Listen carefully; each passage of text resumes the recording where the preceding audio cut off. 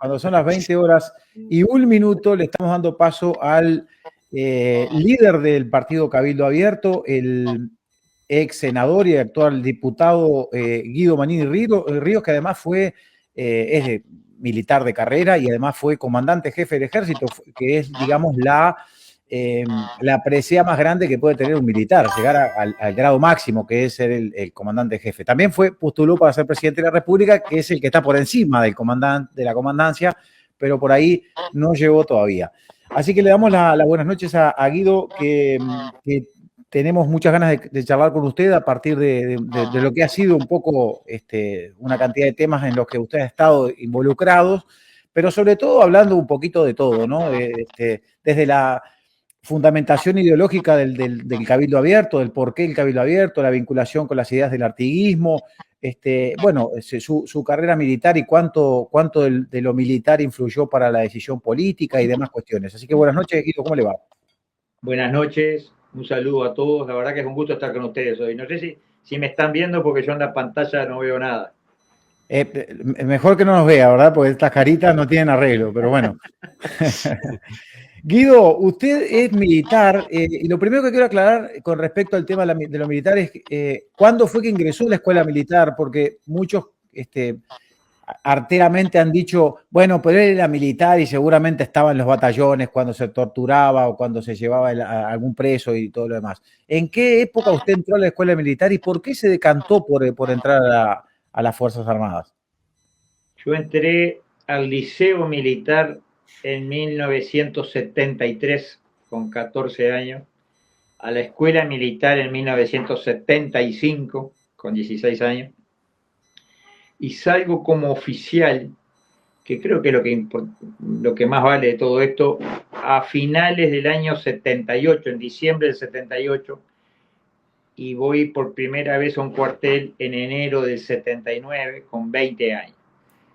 Bueno, esa es la cronología. Opté por la carrera militar porque realmente sentí como un llamado vocacional.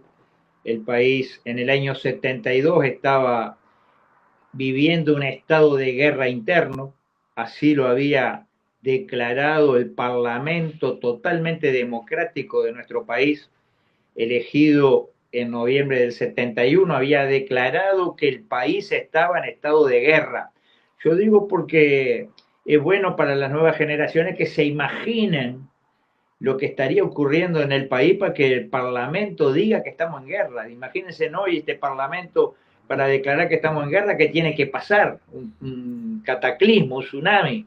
Bueno, eso fue lo que pasó en los años 70, a principios de los 70, y el Parlamento, un Parlamento democrático donde había figuras de la talla de Wilson Ferreira Aldunate, Amílcar Vasconcellos y tantos otros, bueno, ese Parlamento declaró que estábamos en guerra. Y en esa guerra, yo que era un gurí de 13 años y veía todas las tardecitas en el noticiero las distintas secuencias de esa guerra, los asesinatos, las bombas, los policías asesinados.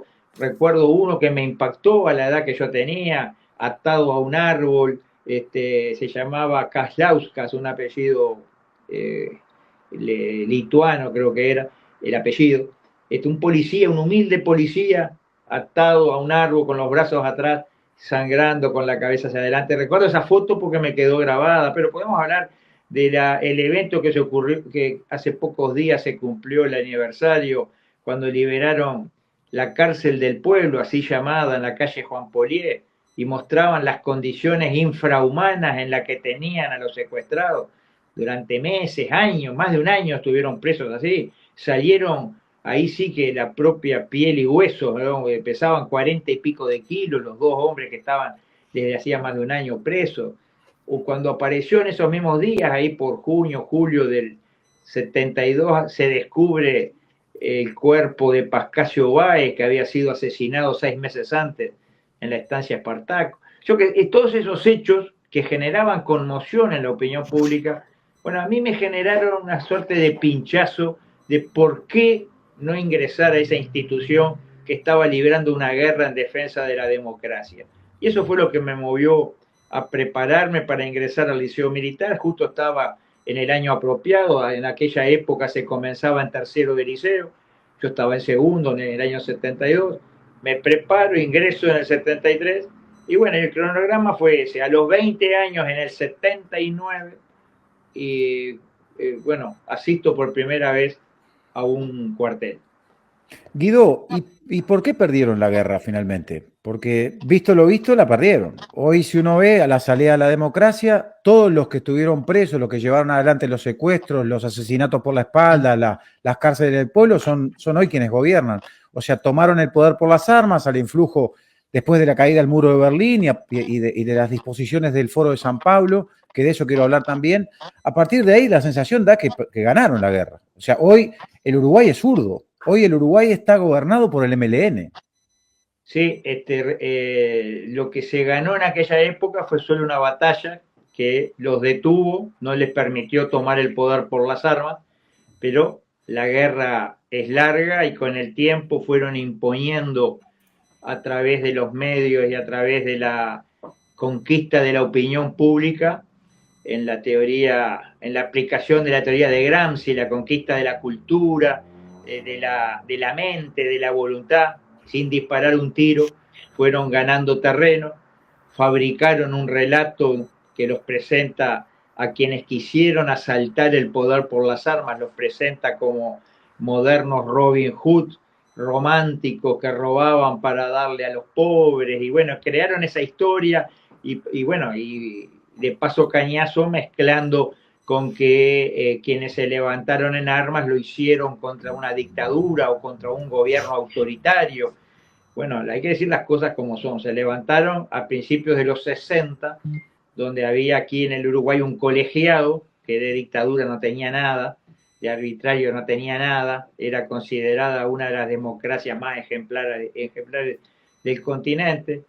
Bueno, se fue imponiendo ese relato y hoy estamos todos convencidos de que los jefes tupamaros los tuvieron 13 años adentro de un aljibe, prácticamente sin comer, pegándoles todos los días, etcétera, etcétera. Grandes mentiras que se han dicho una y mil veces hasta que, bueno, la gente cree que pasó eso. Y sobre todo en el lado, digamos, de quienes los combatieron, hubo una política de no contestar, le llamaban el silencio austero, no hablar para no dar más manija, para no generar más fricción, una especie de intentar calmar los ánimos, y bueno, la consecuencia es que la opinión pública uruguaya en buena medida está convencido de ese relato que lo han impuesto y por el cual los buenos son ellos y los malos son todos los que se les opusieron, y el que no está con ellos es un fascista que está rememorando la dictadura y antidemocrático, etcétera. O sea, todo al revés. Los antidemocráticos son los que defendieron la democracia y los democráticos son los que la quisieron tirar abajo con las armas. Todo al revés, y la gente al final termina comprando ese relato. Buenas noches, Guido. Espero que estés Digo, bien. ¿usted cómo se define política, ideológicamente, perdón, Fernando, ideológicamente, cómo se define? Si miramos el espectro que nos venden, la izquierda, la derecha, o cómo se define con respecto al tema de las nuevas políticas o de las nuevas banderas de izquierda y de aquellas viejas banderas? ¿Cómo se paran en el espectro ideológico? Nosotros hemos evitado definirnos en base a esa escala que va de izquierda a derecha. Yo creo que es una escala engañosa que lo que hace es confundir a la gente. Que hace confundir a la gente. Habría que definir qué es derecha y qué es izquierda. Tradicionalmente la derecha son los conservadores y la izquierda son los que quieren hacer cambios, pero resulta que acá es totalmente al revés. Los que no quieren cambiar nada es la izquierda y los que quieren hacer cambios en beneficio de la gente muchas veces son considerados la derecha. Es decir, es todo medio para confundir. ¿Qué es derecha? Bueno, es respetar o querer restablecer la autoridad. Bueno, ahí sí somos de derecha. Es rescatar los valores que nos hicieron grandes como nación, el fortalecimiento de la familia, defender la vida desde la concepción hasta la muerte natural. ¿Eso es derecha? Somos derecha, derecha claramente. Extrema, la palabra extrema es una palabra peyorativa que lo que busca es ensuciar y desprestigiar, pero si quieren llamar extrema, que lo llamen. Ahora, ¿qué es izquierda? Entonces, ¿qué es lo que dicen los izquierdistas que son? ¿Los defensores de los humildes, de los frágiles? Bueno, yo creo que son unos falsos, unos cínicos, no defienden nada a los más frágiles, al contrario, sus políticas han dejado a los frágiles en total estado de indefensión, y yo creo que si es por sensibilidad con los frágiles, nosotros somos de izquierda, porque más sensibles en serio con los frágiles, que planteen problemas en serio que le afectan a los frágiles. Y menciono solo uno a título de ejemplo, el de los deudores víctimas de los usureros inescrupulosos. ¿Quién defendió eso? Lo defendió Cabildo Abierto. ¿Quién implantó la ley que legalizó la usura? El Frente Amplio. Entonces, ¿quién es derecha y quién es izquierda? ¿Quién defiende a los frágiles y quién no? ¿O acaso los usureros son los frágiles acá? Bueno, yo digo, definirnos como derecha o izquierda es tremendamente artificial, y yo creo que está hecho esto, esas definiciones en esa clave están hechos para confundir a la gente se confunde. Sí, o para separar. Nosotros pretendemos ser artiguistas, esa es la palabra exacta. Se me dirá, pero todos dicen ser artiguistas, sí, todos dicen ser, pero ser artiguista significa, y lo hemos dicho 1000 veces hasta el cansancio para que lo entienda Juan Pueblo, ser artiguista significa sobre todo dos grandes pilares del pensamiento. Uno, estar en contra a la injerencia extranjera, en contra a vivir cumpliendo dictámenes de afuera, respetar lo que Artigas en su época llamó la soberanía particular de los pueblos, respetar la independencia del Uruguay. Eso es un pilar central del artiguismo. No es artiguista el que dice viva Artigas y después va y cumple a rajatabla lo que le mandan del hemisferio norte y aplican los libretos y las agendas que vienen de afuera. Eso no es artiguista, son unos hipócritas, unos mentirosos que usan el artiguismo pero no lo son. Y el otro gran pilar del artiguismo es la defensa de los más frágiles, pero la defensa en serio, la defensa que hacía Artigas en su reglamento de tierras o en todas sus políticas, en su época, que Artigas junta a los más marginados de la época. No es mentira que se defienda a los más frágiles legalizando la usura o introduciendo la marihuana legal, la marihuana recreativa, para que miles de jóvenes, sobre todo de los sectores más humildes, terminen perdidos en la droga. Eso no es artiguismo, al contrario, o propiciar el ataque a la vida, es decir, impulsar y estimular el aborto, y ahora van por los viejos, por la eutanasia. Bueno, eso no es artiguismo. De eso queremos hablar, de eso queremos hablar, pero ya te dejo, Fer. Pero ¿por qué tanto pudor en el espectro político uruguayo a desmarcarse de la izquierda cuando la izquierda ha sido responsable? Cada vez que se llevó adelante el comunismo en el mundo ha sido hambre, muerte, persecución, partido único, esclavitud. O sea, no entiendo. Siempre que se puso en marcha cualquier régimen de izquierda ha resultado ser totalitario, ha utilizado a los pobres como mecanismo. ¿Y por qué hay tanto miedo en Uruguay para desvincularse de la izquierda? De hecho, el Partido Nacional ahora está teniendo un problema de apartar a caballo con esta historia de que al parecer estaba infiltrado, lleno de progresistas, digámosle, y Argimón y no sé qué. ¿Por qué hay tanto miedo en Uruguay para decir que no son de izquierda? Porque hay como, no, yo podría ser de izquierda, pero no son tanto de izquierda como dicen. Para mí la izquierda ha mostrado siempre la hilacha. Desde la Revolución Rusa hasta acá no hay un solo ejemplo exitoso de la izquierda. Siempre todos han sido un fracaso. Y en el Uruguay se sigue defendiendo el fracaso político de la izquierda. Y no entiendo por qué los partidos que no son de izquierda no lo combaten.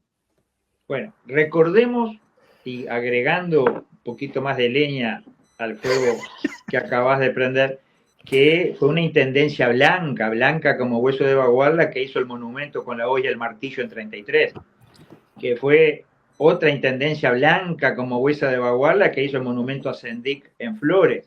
Es bueno tenerlo presente. Y también es bueno tener presente que en el año 20, cuando la Cámara de Representantes le hizo un homenaje al Partido Comunista al cumplirse 100 años en el Uruguay, octubre del 20 cumplió 100 años el Partido Comunista, el único partido que se negó a participar de ese homenaje fue Cabildo Abierto.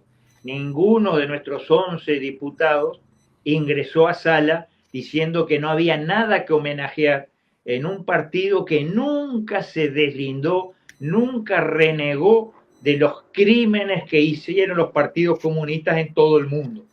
Más de 100 millones de muertos. Es un récord que realmente no da para homenajear. Eso fue lo que pensamos nosotros. No entramos a sala y en el homenaje, los diputados blancos y colorados, en vez de hablar del homenajeado, que estaban en sala para homenajear al Partido Comunista, se dedicaron a pegarle al Cabildo Abierto por no entrar a sala. Nos trataron de antidemocráticos, de no ajustarnos a la regla del juego, que eso no se hace, que es de falta de esto, de lo otro. Las cosas que nos dijeron, y yo creo que fácilmente encontrables en las actas de esa sesión de octubre o noviembre del año 20, cuando se homenajeó al Partido Comunista en la sala, en la Cámara de Representantes. Es bueno recordar. Ahora, la pregunta, ¿por qué ese miedo a decir las cosas como son? Y no solo pasa con el Partido Comunista, no solo pasa con algo tan claro como es eso de cómo no vamos a condenar a quienes mataron y hoy donde le demos un changüí siguen matando gente en aras de una ideología totalmente antinatural como quedó demostrada. Pero no solo en ese tema, también en el tema ideología de género, también en el tema pasado reciente, hay temas en los cuales nadie se anima a hablar, nadie se anima a levantar la voz, nadie se anima a decir lo que sienten, porque le tienen terror a la aplanadora mediática que saben que les va a pasar por arriba si abren la boca.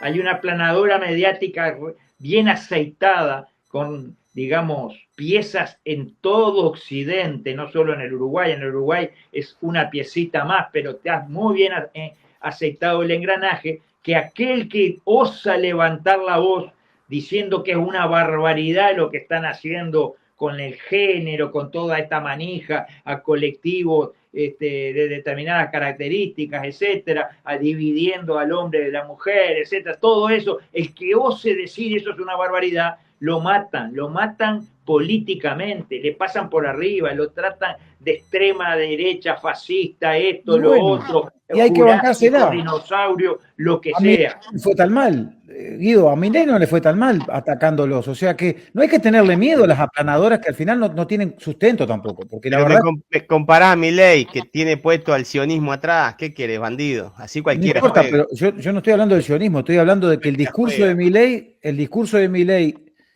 puso las cosas en su sitio. Yo creo que lo que hace falta es dar la pelea, porque si no se da la pelea por miedo a los medios o por miedo a la escaramuza mediática, esa pelea se va a seguir postergando y vamos a seguir siendo gobernados por esta gente. Sin lugar a dudas, son realidades diferentes. Milei agarró a un pueblo argentino harto de lo que venía pasando, del saqueo permanente que se le venía haciendo. Y bueno, era la voz más contraria y más crítica de lo que había, y en el pueblo argentino y en el momento que fue, logró el éxito que logró. Capaz que en otra época o en otro lugar, Milei no crecía. Pero eso es un dato de la realidad. Bueno, ahí hay un ejemplo que diciendo las cosas no siempre va mal.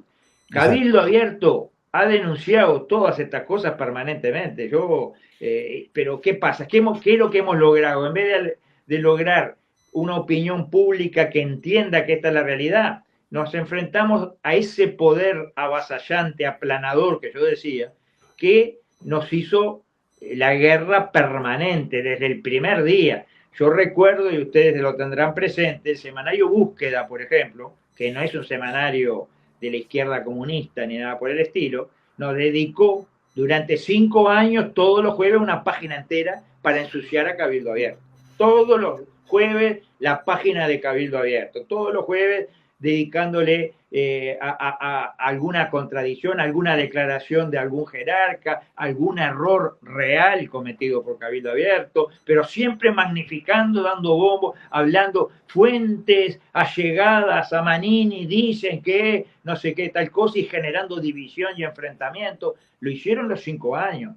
Yo los califiqué públicamente de sicarios mediáticos que estaban siendo pagados para matarnos. El verdadero poder con Cabildo fue terrible, pero Cabildo siempre habló de lo que está pasando hoy a nivel de la justicia en temas como la ideología de género o en temas como el pasado reciente. Siempre hablamos del bochorno que hoy significa la justicia uruguaya y lo decimos con todas las letras. Y bueno, el Partido Comunista, el caso más emblemático, no entramos al homenaje al Partido Comunista. Creo que era fue lo más contundente que se podía hacer o que se hizo hasta ahora. Y sin embargo, eso nos valió que en vez de un aplauso tuvimos poco menos que el desprecio de todo el sistema político por no haber entrado a homenajear al Partido Comunista del Uruguay. Eso Pero hoy eso no estaría mal. Hoy eso no estaría mal. O sea, el desprecio del cártel político, digamos, esta sucesión de partidos que lo que ha hecho es llevar adelante políticas nefastas que solamente han endeudado, han entregado al Uruguay.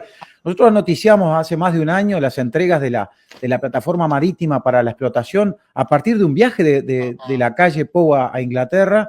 Se le dio contratos a empresas para la explotación a través de ¿cómo se llama? Del petróleo ahí en la plataforma marítima uruguaya, con el sistema de hidráulico, ¿cómo se llama? No me acuerdo el nombre.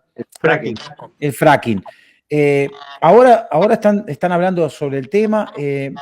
O sea, Uruguay ha estado entregado siempre y yo lo que creo es que no hay que tener miedo a esa voz disonante. Cabildo, y por eso quiero volver al tema Cabildo, Cabildo nació como una esperanza de dos cosas, a mi juicio. Primero, con este resurgir de la cuestión nacionalista, soberanista, y segundo, con su figura como militar que venía a poner orden, ¿no? Ese orden, el uruguayo no puede salir de la casa porque lo roban, lo matan en la esquina por sacarle el celular, las bocas de pasta base, hay más bocas que kioscos, es más fácil poner una boca que un kiosco hoy o que un lugar de control al más. Si usted pone una panchería o un lugar para vender hamburguesas, se pone una boca de pasta base. Y todos los milicos saben dónde están, todos saben dónde esperan y no pasa nada. Y usted llegó como a la experiencia de cortar con eso. De hecho, aquello del recreo, la frase hizo que el pueblo se entusiasmara y ese 10% de adhesión electoral no es una cosa, en Uruguay es corto la naturaleza. Ahora, ¿en qué quedó ese cabildo, esa cosa de resurgir de la cosa nacional, del militar que venía a poner orden, a que no logró retener esas adhesiones y terminó deshilachándose en la otra menos? Bueno, primero se está escuchando un poco entrecortado, no sé si es un problema de transmisión, no sé si a mí me escuchan bien. Sí, te escuchamos bien.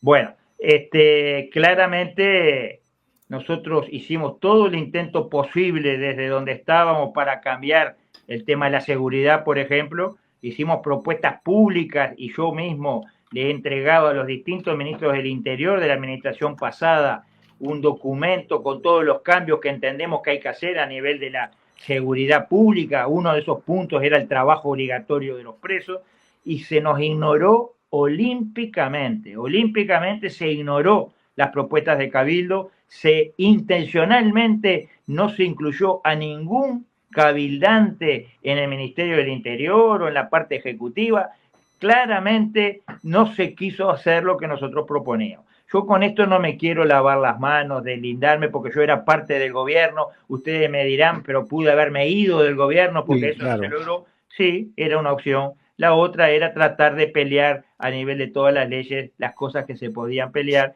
que fue lo que se optó al final. Con el diario del lunes, tal vez fue un error gravísimo haber seguido en un gobierno que en esas cosas importantísimas no nos llevaba el apunte. Recordemos cuando quisimos ponerle un límite a la plantación de eucaliptos en las mejores tierras del país. Recuerdo. Bueno, fue ley, pero el lobby forestal, y hay que decirlo con todas las letras, el lobby forestal hizo que el presidente de la República vetara la ley. Recordémoslo. Bueno, Recordemos la ley, entre paréntesis, era de 1.250.000 hectáreas que planteó el diputado de Cabildo Abierto en aquel momento, el límite, y se pasó a 4 millones de hectáreas, ¿no? Sí, la ley decía, o sea, hoy hay declaradas, de acuerdo a la normativa, 4 millones de hectáreas de prioridad forestal, plantables de eucaliptus, sin generar ningún problema. 4 millones de hectáreas es casi la cuarta parte del territorio nacional. Una locura. Pero eso incluye, por ejemplo, todo el lomo de la Cuchilla Grande o de la Cuchilla de Aedo, incluye las zonas arenosas, es decir, lo que no es especialmente apto para la agricultura o la lechería o producción mucho más rentable para el país. Son 4 millones de hectáreas. De ellas hay plantadas hoy algo más de 1 millón. Quiere decir que hay tierra en pila para plantar en la prioridad forestal. Pero no, los señores dueños de las forestadoras lo que quieren es maximizar sus ganancias y plantar cerquita de las plantas, cerca de Paso de los Toros, cerca de Fray Bento, cerca en Colonia, plantar cerquita de las plantas para ahorrarse el costo del flete. Pero cerquita de las plantas justamente están las mejores tierras del país. Tierra, claro. Hay que ver en Río Negro, Paysandú, tierras excelentes que otrora generaban 2 cosechas anuales y toda la movida que genera la agricultura o la lechería o lo que fuera, hoy son bosques de eucaliptus. Basta recorrer, debe haber medio departamento de Paysandú que hoy son bosques de eucaliptus. Bueno, nosotros quisimos frenar eso, poner un límite, decir que planten lo que quieran, pero en lo que ya está asignado como prioridad forestal, no las mejores tierras del país.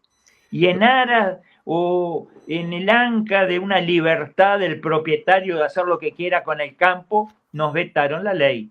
¿Cómo vamos a Pero usted dijo que la calle accedió a la propiedad? Bueno, y nosotros decimos, ¿cómo que no le podemos poner límite a la propiedad? Claro que le podemos poner límite. Si límite se le pone a cada rato. Si ustedes compran un terreno en tal barrio y quieren hacer un edificio de 20 no pisos, se puede, claro. Es probable que venga la intendencia y le diga, no, más de 3 pisos no puede. Bueno, es un límite que se pone a la propiedad en beneficio de la comunidad. Y esto es lo mismo, un límite al uso de un campo en beneficio del país.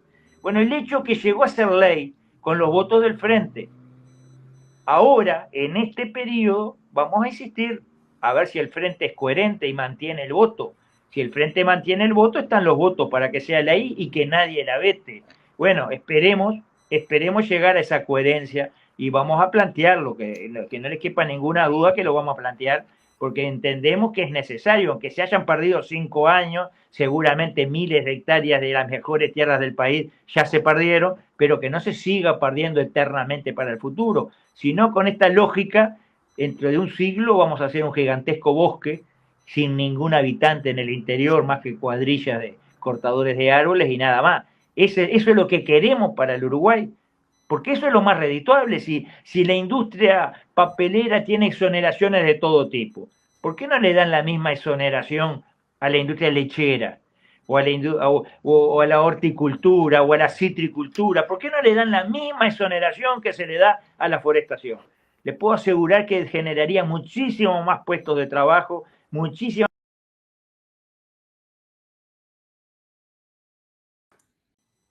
cada vez más alimentos, no papel. El papel puede haber un día un invento, algo, y se termina el papel, o ya mismo se está prescindiendo muchísimo del papel. En cambio, el alimento es algo que siempre se va a necesitar. El Uruguay tiene que preservar su tierra para producir alimentos. Bueno, eso fue vetado. Eso claramente mostró la fuerza de un lobby económico que hizo valer. Entonces, ¿por qué este retroceso de Cabildo Abierto en 5 años? Nosotros, por supuesto que tenemos causas internas, divisiones internas que nos hicieron mucho daño, gente que que buscó su camino propio y no lo encontró, o no tuvo el respaldo en las votaciones y se sintió frustrada y nos dividió, y esa división nos dio debilidad. Eso es cierto y yo no lo niego. En el congreso que hicimos la semana pasada lo discutimos y bueno, esperemos que ahora estén las bases para que eso no pase de vuelta. Pero también es cierto que estuvimos 5 años bajo fuego constante de ese poder que no nos perdonó que pusiéramos arriba de la mesa el tema forestal, que pusiéramos arriba de la mesa el tema de la usura. Yo quisiera saber en este país cuántos uruguayos sabían lo que significaba la palabra usura hace 5 años. ¿Cuántos uruguayos eran conscientes que los estaban carneando, violando la Constitución de la República permanentemente? ¿Cuántos uruguayos tenían conciencia de ese tema? Bueno, que nosotros lo hayamos puesto arriba de la mesa resultó imperdonable para ese poder real, al igual que el lobby forestal, al igual que los que están detrás de la naturalización del consumo de la droga, los que están buscando que nuestros jóvenes terminen transformados en unos zombies alienados, incapaces de reaccionar ante las disposiciones que vienen de otras latitudes. Bueno, y todo lo que nosotros planteamos, la defensa de la familia, de la vida, eso va contra políticas sutilmente elaboradas en otras latitudes que nos vienen impuestas, nos vienen en un paquete a cumplir acá sí o sí. Pero lo más triste, lo más triste y termino, lo más triste es que todos los que se llenan la boca, los que más se llenan la boca contra el imperialismo, contra los yanquis, go home, etcétera, los que más se llenaron la boca durante décadas, que incluso hicieron porque ellos no lo hacían, hicieron empuñar las armas a gurises manijeados de esa forma, los que más se llenaron la boca contra el imperialismo, hoy son los más obsecuentes, los más cumplidores de esas directivas que vienen desde los centros imperiales. Eso hay que decirlo con todas las letras. Ese partido comunista que tanto se llenó la boca contra todo aquello que venía del norte, se llenaron la boca, pero era todo una mise en scène, toda una hipocresía política generalizada, porque hoy son los ejecutantes número 1 de todas las políticas que vienen de afuera. Hay que decirlo con todas las letras, porque si no quedamos con una concepción renga de la realidad que nos está rigiendo hoy. Guido, buenas noches. Dale. Déjame pasar. Siendo 34 minutos de la entrevista, voy a poderme echar una... No, yo no quería dejar pasar lo que dijo de la calle, que dijo que la calle la calle accedió al lobby de las forestales. Yo recuerdo que el papá de la calle se vio involucrado en un episodio muy importante periodísticamente, él y su señora, con campos de forestación, con la ley forestal, que no es una ley solamente de la calle, es una ley también de Sanguinetti. Esto viene de larga data. Y ahora usted dijo, y yo no lo quiero dejar pasar, que el presidente de la calle se dejó torcer la mano por los lobbies forestales. Que eso queda ahí. Bueno, dale, Fer. Primero que nada... Es público y notorio. Sí, primero que nada, Manini, agradecerle que esté acá con nosotros. Seguramente mañana se arrepienta, pero bueno, eso va a ser mañana, así que no hay problema. Segundo, que en el sorteo de hoy de mañana estaba el policía malo y el policía bueno. Ya ve que Ferreira está haciendo de policía bueno, a mí me tocó el malo. Así que, básicamente, decirle que otra cosa también, nos vamos a limitar a preguntar. No, esto no es un debate ni lo trajimos acá para pelearlo, lo trajimos acá para preguntarle y en lo posible el objetivo es preguntarle lo que los periodistas que trabajan en los medios hegemónicos y masivos, que usted dijo que algunos de ellos eran sicarios, yo comparto totalmente, pero yo creo que son sicarios no solamente porque quisieron matar a Cabildo Abierto, o de hecho muchos de ellos lo hicieron. Es terrible, se veía, bueno, no lo voy a nombrar, después todavía me llaman de fiscalía, pero está clarísimo que es así. Esperemos que podamos hacer algunas preguntas que ellos no pueden hacer, sobre todo porque son empresas y necesitan no tirarse contra la pauta publicitaria, ellos están muy acotados. No es que, me imagino que no es que no tengan la capacidad intelectual para hacerlo, es que simplemente hay algunas preguntas que no las pueden hacer, simplemente porque perderían el trabajo. Nosotros, como no tenemos avisadores, podemos preguntar cualquier cosa. Y lo último que me comprometo es que antes de retirarse usted pueda tener 5 minutitos para decir lo que quiera. porque me parece que es bueno y que capaz que no todos los medios se pueden dar el lujo de al invitado decirle, y al final usted diga lo que quiera, no hay ningún problema. Yo lo quiero llevar un poquito, primero que nada, digo, comparto la lectura que hace al principio. Usted hablaba de que, ¿qué pasaría si ahora el Parlamento estaría hablando de que estábamos en guerra? Yo he escuchado al diputado Gustavo Salle decir que estamos frente a un genocidio y no veo que esto sea levantado por los medios, ni siquiera cause asombro ni conmoción en el resto de las bancadas. La primera pregunta que tengo, y tengo una duda, es una duda real. ¿Los diputados que hoy tiene Cabildo Abierto están bajo su línea política o no? Hasta el día de hoy vienen actuando coordinadamente conmigo. Cuando hay un tema importante, consultan cuál es mi visión sobre el tema. Por ejemplo, en estos días, el tema de la caja profesional. Recuerdo cuando la Cámara quiso hacerle un homenaje a Sendik, bueno, ellos me llamaron a ver cuál era la postura a tomar por Cabildo, finalmente, por supuesto que no apoyamos. Yo creo que hasta el día de hoy hay un trabajo... Responden a la línea de Cabildo, entonces. Hay un trabajo coordinado. La línea de Cabildo busca ser coherente con lo que marca, su historia, y ahora los estatutos que aprobamos hace una semana, en su artículo primero, dicen, en realidad ratifican, porque estaba también en el estatuto anterior, que la referencia histórica de Cabildo es el ideario artiguista. Pretendemos cumplir con el ideario artiguista en esas dos grandes pilares, pero por supuesto que es mucho más rico el ideario artiguista. Primero, tener cierta rebeldía, que no nos gobiernan desde afuera. Sabemos que eso para un país como el Uruguay suena un poco utópico, pero al menos tenemos que tener la rebeldía de no aceptar mansamente que vengan con disposiciones de afuera que nos obliguen a dividirnos, nos obliguen a abortar, nos obliguen a eutanasiar, nos obliguen a todo lo que nos van a obligar y nos están obligando solamente porque somos obsecuentes con ellos y compramos todos los libretos Guido, que nos hicieron. Una pregunta. Y segundo, la verdadera sensibilidad por los más frágiles. En eso nosotros vamos a trabajar siempre con esas dos líneas de acción y y esperemos que el trabajo legislativo contribuya a eso. Por supuesto que estamos muy disminuidos en cuanto a la fuerza y nuestro poder de decisiones muy endeble, pero al menos vamos a intentar. Para el 8 de abril, que fue cuando la diputada Nicole Salle presentó la solicitud de una investigadora a los efectos de analizar qué había pasado durante la pretendida pandemia, que yo lo digo con todas las letras, para nosotros fue una plandemia, fue algo que vino, como usted bien dice, orquestado desde el exterior, obviamente fue un copio y pego en todos los países. Entonces, a mí lo que me llama la atención es, cuando usted me habla de Artigas, ahí estamos en la misma. Yo, en principio, comulgo las ideas del ideario artiguista, entiendo que usted también lo hace, pero a mí no me cierra cuando esto viene de afuera. Y siempre me queda esto, ¿no? Digo, Manini debe saber mucho más de lo que sabemos nosotros, por eso nos saca la cabeza. Yo la verdad que pensé que durante mucho tiempo yo tuve la ilusión de que usted en algún momento diera el paso enfrente y dijera, bueno, no va más, esto no lo vamos a permitir. Yo le digo con total sinceridad, ¿no? Yo no dejo de pensar que usted debe tener acceso a la inteligencia militar y debe tener, y eso debe ser mucha ventaja.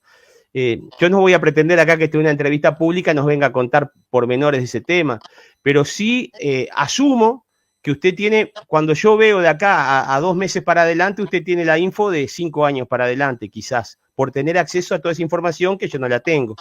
Entonces, la pregunta que le hago es, ¿cómo puede ser que Cabildo Abierto no haya dado los votos para investigar algo que es tan delicado y tan sensible como el mal manejo de la salud y protocolos que no cumplen con las leyes y con la Constitución? Y que tenemos un saldo de 15.214 muertos en exceso a diciembre del 2022, algo que nunca se dio en la historia del Uruguay desde 1875. Entonces la pregunta que le hago es, ¿cómo cierra una cosa con la otra? Bueno, en primer lugar, es claro que hoy por hoy todo este tipo de críticas e investigaciones para atrás no van a resucitar a los muertos ni van a terminar generando soluciones, sino simplemente buscar generar cierta manija y culpabilización en la opinión pública que no le van a hacer nada bien a la sociedad. Yo no tengo claro, si bien es cierto que hay denuncias claras de que la vacuna no era tal, de que esto, que lo otro, yo no tengo bien claro que realmente sea una pandemia, como se ha dicho, o fue una pandemia mal manejada, que también puede ser. No lo tengo claro, honestamente. Hay una posición que esto fue todo deliberado, que se armó, bueno, y es hasta posible, probable que sea. Yo no tengo claro. Toda revisión que se haga, investigación, necesariamente termina culpabilizando a los principales jerarcas del momento. No solo a la calle Pou, Delgado, etcétera, sino también a Daniel Salinas, que yo creo que Karina Rando, también. Karina Rando, que yo creo que por lo menos Cabildo Abierto les reconoce el esfuerzo que hicieron y que trabajaron con las herramientas que tenían, con las certezas que había en el año 20, que no son las que tenemos hoy en el 25, trabajaron lo mejor posible. Esa es la convicción que yo tengo, y no quiero ser parte de una revisión que los va a terminar sentando en el banquillo de los acusados. Tal vez el tiempo diga que yo estoy totalmente equivocado, pero yo creo que en definitiva lo que va a terminar esta película es generando el rencor, la bronca o el dolor exacerbado porque va a haber un culpable. Guido. El muerto no fue culpa del virus y no fue culpa de fulano de tal. También hay que recordar en el tema de la vacuna, que es un tema bastante significativo en todo este tablero, que el Ministerio de Salud Pública no le había comprado la vacuna Pfizer, y eso generó en su momento una crisis que terminó zanjándose con la destitución de un funcionario del Ministerio de Salud Pública y, sí, pasando todas las negociaciones a Torre Ejecutiva. Sí. Eso es un hecho real también. Sí. Yo digo que hubo muchas cosas que hoy podemos decir, bueno, esto no se debió haber hecho así, pero hay que ponerse también hace 5 años con las incertidumbres que a todos nos llamaba, la angustia de mucha gente y todo. Habría que ver si se podía haber hecho mucho mejor de lo que se hizo, y si políticamente era sostenible, por ejemplo, que el Uruguay hiciera una manifestación en solitario en el mundo y dijera que el Uruguay no se vacuna. Podría haberlo dicho, y capaz que hubieran muerto en vez de 15.000, 10.000, pero esos 10.000 iba a ser culpa del gobierno asesino. Pónganse ustedes en el esquema político del Uruguay de hace 5 años. Que políticamente lo que pasa es que el Uruguay obligó a la gente, los militares los obligaron, a los funcionarios públicos los obligaron, a los maestros los obligaron, y usted no está exento de esas obligaciones que fueron violatorias de los derechos humanos de las personas que obligaron. Las obligaron a participar en un experimento. ¿Y sabe qué pasa? El problema es que a la gente la obligaron y no le dijeron que era experimental. Y usted y nosotros sabemos que es experimental. Nosotros lo dijimos en todo el país. Era experimental porque lo publicaban los propios fabricantes. Y el propio GACH, el Ministerio de Salud Pública y la UDELAR sacaron un manifiesto donde decía todo lo que no sabían sobre las vacunas. Por ejemplo, el caso de las embarazadas. Y sin embargo, el ministerio apretaba a las embarazadas y engañaba a las embarazadas en la tele, pero por escrito decía que no era recomendable. Entonces, yo digo, ustedes pueden haber tomado la decisión que quisieron de guardarse, no investigar, intentar tapar esto debajo de la mesa, pero políticamente, Guido, este es el peor error político de todos los partidos políticos que llevaron adelante la pandemia, porque están generando la salida de otra cosa. Aquí va a salir otra cosa que el principal fundamento va a ser probar que ustedes tuvieron culpabilidad o responsabilidad política en las muertes, en las enfermedades crónicas que tienen miles de uruguayos hoy. Hoy hay mucha gente mal, como Ayrton Olivera, por ejemplo, y muchos uruguayos que están sufriendo el haber participado en un experimento. Fernando, entonces, que además... eso no se lo van a poder sacar de arriba. Y hay... lamentablemente eso va a generar un movimiento político. Le voy a decir más. Eso va a generar otra cosa en las elecciones que vienen, porque es un problema que no se resolvió. Y cuando usted no resuelve un problema políticamente, eso siempre le llega. Bueno, acá hay algo que nosotros, o que yo entiendo que puede llegar a ser embromado para la sociedad. Darle manija a la gente y convencerla de que si hoy se siente mal, que si hoy tiene un tumor, o si hoy tiene una arritmia, o si hoy tiene tal o cual problema, es culpa de la vacuna, cuando no tenemos la certeza científica. La tenemos. Tal vez con el tiempo lo sepamos, pero no, hoy... lo sabemos hoy, Guido. Mire, lo sabemos hoy, y me comprometo a pasárselo ni bien termine el programa. Tenemos información de Pfizer, oficial de Pfizer, clasificada, que la FDA no la quiso dar durante 75 años, y un juez de Texas, Mark Pickman, obligó a la FDA a desclasificar. En ese documento, Pfizer reconoce 1.291 efectos adversos, 1.200 fallecidos del ensayo, estamos hablando de febrero del 2021, y está reconociendo 74% de abortos espontáneos en embarazadas de menos de 3 meses.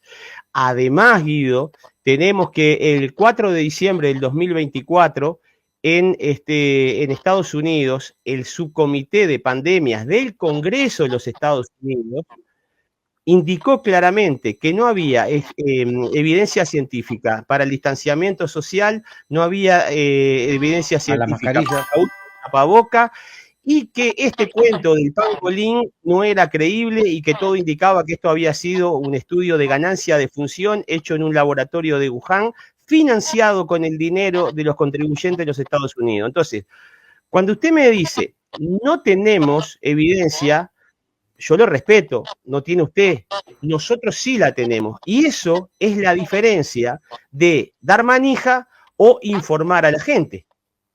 Yo puedo entender que para usted sea dar manija, pero yo no se la puedo dejar pasar, ¿verdad? Porque nosotros sí tenemos. Es más, toda esta información que nosotros le estamos ahora brindando está en fiscalía, muchas de ellas están en una denuncia que hice el 21 de agosto del año pasado, donde entre otras cosas estoy denunciando a la Comisión de Salud de Diputados, presidida por Cristina Lustenberg, hoy ministra, por las denuncias que le hizo César Vega, y nunca lo sacaron a la prensa, y nunca hicieron nada, lo archivaron, lo dejaron pasar. Entonces, cuando usted dice, sería generar odio y rencor en la sociedad, ¿qué le parece que puede sentir hoy el papá y la mamá de Ayrton Olivera y de tantísimas personas que perdieron la vida a causa de las vacunas o que se han visto lesionadas? ¿Usted piensa que hoy ya el odio capaz que es mucho, ¿no? Pero que el dolor, esa situación de decir, pensar que ellos estaban para cuidarnos y nos soltaron la mano, nos engañaron. ¿Usted se piensa que eso no está hoy en la sociedad? Necesitamos repararlo. Bueno, si realmente se comprueba de que fue algo ocasionado por las vacunas, está bien, pero yo digo que eso no está comprobado, y asumirlo es ya generar un nuevo dolor, porque la persona que vivió luto, que perdió un familiar, etcétera, etcétera, ahora si se le dice esto, revive todo ese dolor, ese luto, porque ahora dice, eso pudo haberse evitado y no se evitó. Exacto. Tal vez sea así, pero no, honestamente, con toda la información que hay hoy, no se lo puede decir 100%. Uno, hay esa postura y hay 1000 posturas distintas. Yo le voy a hacer simplemente un análisis de algo que es la psicología de la gente. ¿Ustedes recuerdan hace unos años el fenómeno del agua de Querétaro? Sí. La gente que iba a México, a Querétaro, a buscar una botella de agua porque con eso iba a curar el cáncer. La gente estaba convencida de eso.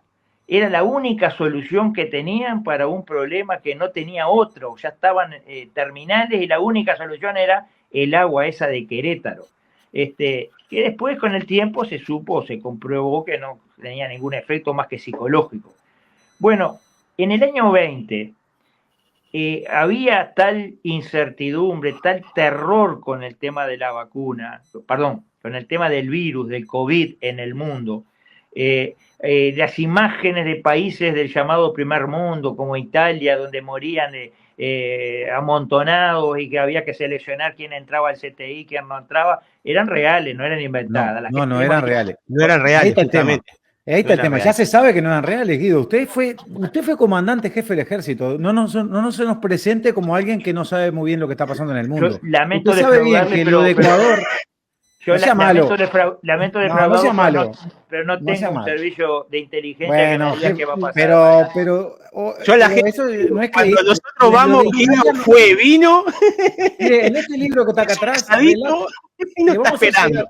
le vamos a hacer llegar este libro. En este libro está contado cómo fue la manipulación de la información. Se nos contaba que la gente en Ecuador caía, que no había lugares para los cementerios.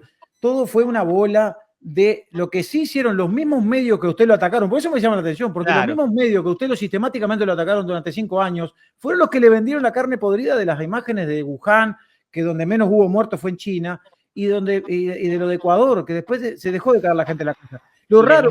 Y las imágenes de Italia y de Nueva York eran todas falsas. También. Era manipulación de la información. Y usted es fácil de averiguar eso. Porque, ¿qué pasa? Le voy a decir un dato. El 96,9% de los uruguayos que tuvieron positivo, Guido, se salvaron en su casa con un paracetamol. Y en Uruguay, en época de pandemia, en el 2020, ¿sabe cuántos fueron los muertos? En ese terror que ustedes mostraban, el gobierno salía, la calle Pou venía con la cara mala, y ¿qué pasó? Y Salinas. ¿Sabe cuántos muertos murieron en el 2020 sin vacunas? ¿Usted sabe los datos? Ese año terrorífico. ¿Cuántos? En Uruguay, ¿cuántos? 177. ¿Y sabe cuál fue el promedio? 87 años. Eso fue la realidad de Uruguay. Con esa realidad cerraron las fronteras y no dejaron entrar el turismo. Con esa realidad vacunaron, y cuando vacunaron sí empezaron a haber muertos. Entonces, yo puedo decir, no sé si fueron las vacunas, pero lo que pasó es que en la pandemia sin vacunas y con un paracetamol se salvó la mayoría de la gente.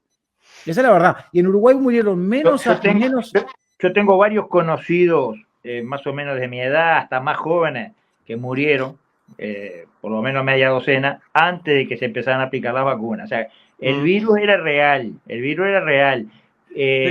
La incertidumbre, tal vez manipulada, sí, tal vez sí. Había cierto terror, y bueno, y la vacuna, recuerden ustedes, la gran crítica de todos al gobierno era la demora en la vacuna, no que no se fuera a dar la vacuna. No, de todos no, Guido. De buena parte. Eso sabe quién fue, los zurdos. Eso fue una crítica de los zurdos. El sindicato médico, el Partido Comunista, sí, el que usted lo critica también. Es lo mismo. Mire, en Cabildo Abierto hubo 4 diputados que no se vacunaron, ¿no? Es decir, claramente nosotros mismos en la interna de la fuerza teníamos distintas visiones del tema de las vacunas. Yo mismo me vacuné las 2, yo diría, obligatorias para respaldar a mi ministerio.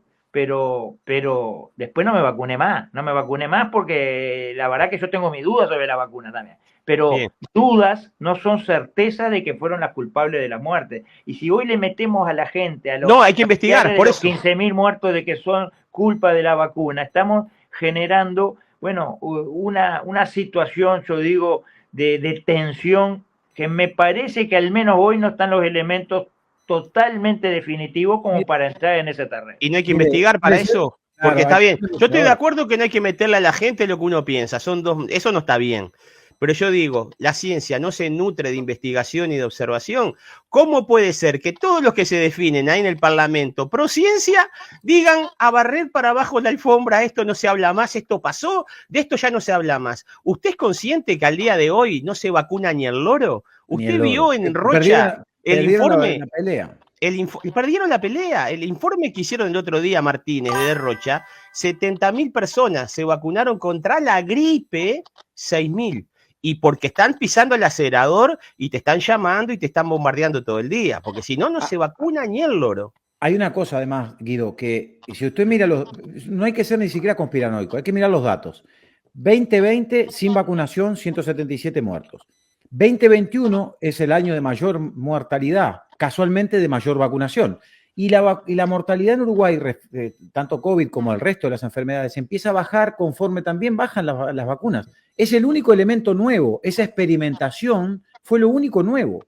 Entonces, yo no sé, tiene una cola, ladra, no sé si será un perro, pero yo qué sé, si usted me dice, capaz que es un perro. Y además llama mucho la atención que los políticos que tuvieron responsabilidad en la toma de decisiones, en la violación de los derechos de las personas, en la censura nosotros, por ejemplo, en la persecución que tuvimos judicial nosotros también, esa gente se abroqueló y no quiere investigar. Entonces, bueno, a confesión de parte, como dicen los abogados, yo qué sé.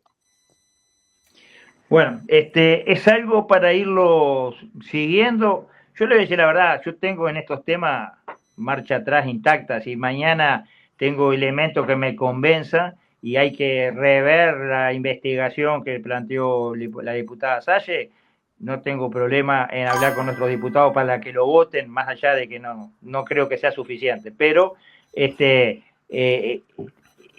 hoy por hoy, yo y lo digo muy subjetivamente y tal vez esté profundamente equivocado, como en tantos temas, no quiero poner en el banquillo de los acusados al que fue nuestro ministro Salinas o la ministra Rando, no la quiero poner hasta que no tenga elementos mucho más contundentes que los que yo hoy entiendo. Ahora, mañana puede ser otra historia, no me cierro, yo honestamente reconozco que todos los que más le han pegado a Cabildo y le han tratado de destruir son los mismos que están detrás de muchas de estas historias y podemos llegar a decir, bueno, finalmente hay que reverlo esto de una vez por todas. Pero hoy por hoy yo no tengo o no siento que esté convencido 100% de esto que ustedes afirman tan seguros, digamos. Tal vez a la larga la razón la tengan ustedes, pero yo hoy por hoy todavía no estoy convencido. Guido, mire, ¿sabe una cosa? Es importante meter acá un matiz para que usted entienda cómo estamos viendo nosotros la...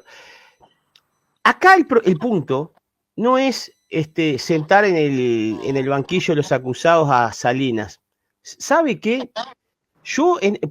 Pero se lo digo con total honestidad, yo no sé si acaso no tendríamos muchísimos más muertos si no hubiera estado Salinas ahí. No porque Salinas haya hecho las cosas bien, que yo creo que al principio sí las hizo. Para mí hay dos Salinas, el del principio y el del final. Hubo un cambio. Después que se fue el Gach, hubo un cambio en Salinas, desde mi punto de vista. Pero, como usted bien dice, yo también puedo estar equivocado. Pero lo que yo estoy convencido, que si acá hubiera estado en el gobierno el Frente Amplio, esto hubiera sido muchísimo peor. ¿Por qué? Porque yo creo que el presidente, y esto es una cosa que siempre me cuesta las brutales críticas de adentro de la disidencia, yo creo que él nunca pisó el acelerador, siempre fue peinando el freno, ¿vio? Como uno maneja y va peinando el freno. Yo creo que la calle siempre fue peinando el freno en este tema, nunca aceleró a fondo y nunca terminó de atropellar. Por lo tanto, a pesar de que pasamos el mal rato allá en Maldonado, de haber sido detenidos ilegalmente 24 horas, yo igual le estoy siempre agradecido y trato de públicamente reconocérselo. Estoy agradecido que él nunca pisó el acelerador desde mi punto de vista. Entonces, creo que es importante investigar. ¿Sabe por qué? Porque esto es una herida abierta y acá esto no está laudado. Y hay cosas que son terribles y que las tenemos por escrito y se las arrimo cuando usted quiera, que usted ya las debe conocer.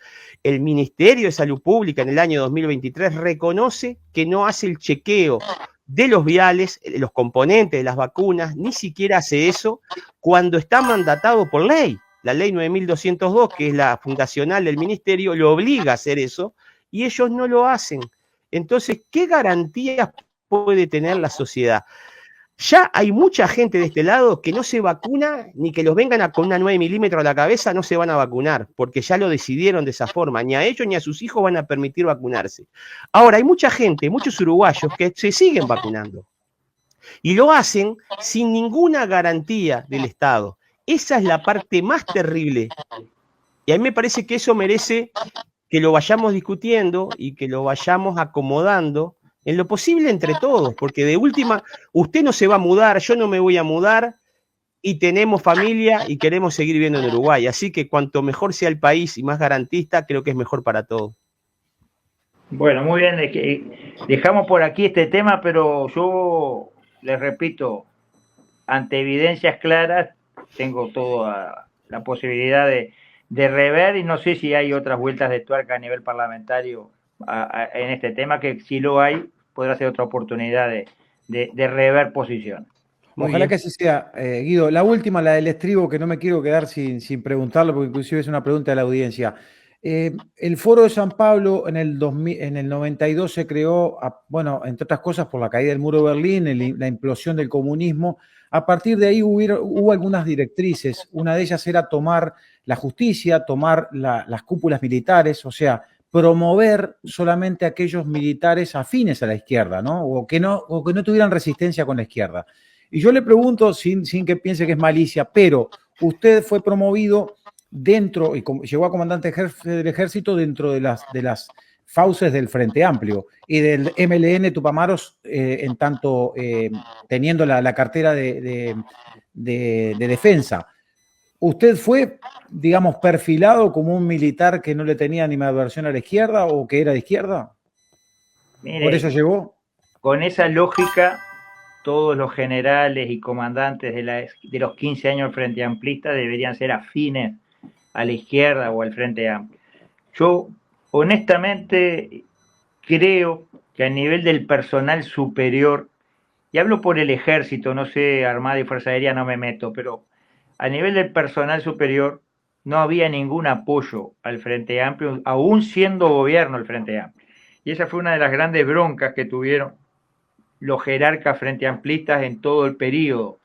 ¿Recuerdan aquel dicho de Topolansky, que dijo algo así como: si yo llegara a un tercio de la oficialidad y un medio de la tropa, tendría a las Fuerzas Armadas de mirado? Algo así dijo, como mostrando su desdén o su frustración de que no lo lograba. En el ejército, yo diría que prácticamente, digo prácticamente porque algún caso aislado hubo, pero en 1500 y pico de oficiales en actividad, si había 5 frente amplistas era mucho.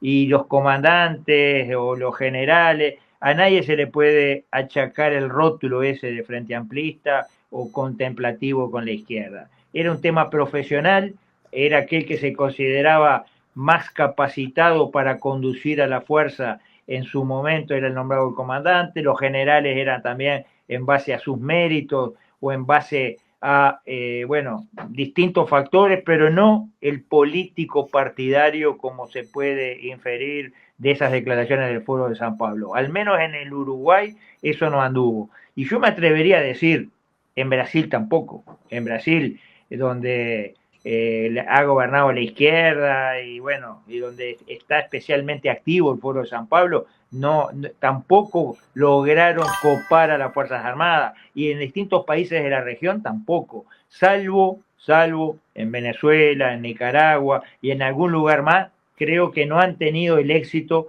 que han querido tener, pero no cabe duda que es una intención. Tener las Fuerzas Armadas del lado de un gobierno que quiere eternizarse en el poder es el sueño del pibe, con las Fuerzas Armadas incondicionales, como lo vemos hoy en Venezuela. ¿Quién los va a sacar? ¿Quién puede sacar a los gobernantes de Venezuela cuando están las Fuerzas Armadas que monopolizan el empleo de armas? Aparte se encargaron de desarmar a la sociedad civil por las dudas. Bueno, claramente es el sueño del pibe de cualquier gobierno autoritario de izquierda, pero no es el caso de Uruguay. Y por supuesto, en lo personal, descarto, o le digo que descarten todo tipo de suspicacia sobre mi pretendido izquierdismo. Vuelta y media aparecen desde los partidos llamados de derecha, una especie de agresión contra Cabildo y contra mí, hablando de que somos poco menos que funcionales al frente. Hoy un titular de un medio muy cercano al Partido Nacional que dice: Cabildo negociaría con el Frente Amplio la ley de presupuesto. Yo les pregunto a todos, ¿Quiénes negociaron con el Frente Amplio? ¿De qué partido son las embajadoras que tanto dieron que hablar en estos días? ¿Quiénes son los que negocian con el Frente Amplio? Que no sean hipócritas, que no sean cínicos, que no hagan la del Tero, cantando para un lado cuando los huevos están en el otro. Somos nosotros los que negociamos, pero que no sean falsos, por favor. Nosotros claramente vamos a hacer lo que nos marca nuestra conciencia y lo que entendamos que es mejor para el ciudadano de a pie. Y punto. Y no vamos a negociar nada con nadie a no ser para mejorar la calidad de vida de la gente. Excelente, Guido. Ya está el otro invitado ahí en la línea, le estamos agradeciendo. Me quedó pendiente si usted era porque lo vinculan también a la logia de Artigas o a la masonería. ¿Usted pertenece a la masonería o a la teniente de Artigas? Les encanta verme connotaciones de un lado y del otro. No pertenezco a nada. Yo soy totalmente independiente y eso es lo que más les molesta a todos. A mí no me van a atar, y yo una vez dije, y fue titular en el momento, a mí no me da órdenes ni el Papa. Así que se pueden quedar tranquilos de que no pertenezco a nada de esas cosas raras que siempre las han agitado para dividir, porque la estrategia siempre fue la misma, dividir. Cuando no se puede destruir algo de frente, se lo destruye dividiéndolo por adentro. En mi caso, están muertos, yo voy a seguir derechito el camino. Me acompañen los que me acompañen. Si termino con 5, serán 5. Si son 100.000, mucho mejor. Guido, yo siempre le hago un agradecimiento a Cabildo Abierto porque tiendo a ser agradecido con las cosas buenas, ¿no? Y me parece que cuando siempre se hace hincapié en lo malo, a mí me gusta hacer hincapié en lo bueno. Y yo tengo el dato que cuando estaba en el medio de la pretendida pandemia y quisieron impulsar la modificación del 224, fue Cabildo Abierto que trancó eso. Ese es el dato que tengo, lo tengo bien confirmado, así que yo públicamente eso lo quiero agradecer, corresponde. Podemos tener la tal de diferencia, no es un problema, y te quiero simplemente contar una cosa que una vez me dijo Eduardo Radaeli, al cual tú bien conoces. Me dijo, mirá, Fernando, habemos 3 grupos. Los zurditos, la derecha blandita y los patriotas.